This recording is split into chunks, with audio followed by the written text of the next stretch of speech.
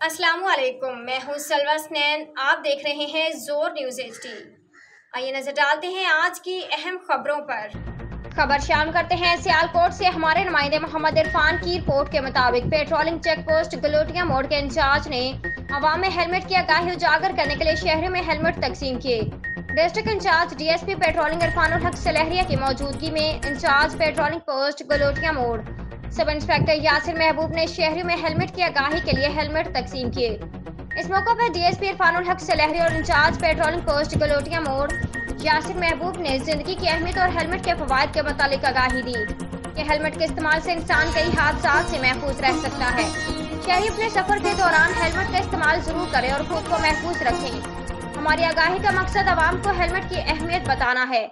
Patrolling post Galotia मोड़ ने इस मौके पर दर्जनों शहरों में हेलमेट तकसीम किए, जिस पर शहरों ने इंचार्ज पेट्रोलिंग पोस्ट गलोटिया मोड़ और उनकी टीम को खराज तहसीन पेश किया और कहा कि उनका रवैया हर शहरी के साथ बहुत अच्छा है। पेट्रोलिंग पोस्ट गलोटिया मोड़ के इस इक़दाम को बहुत सराहा।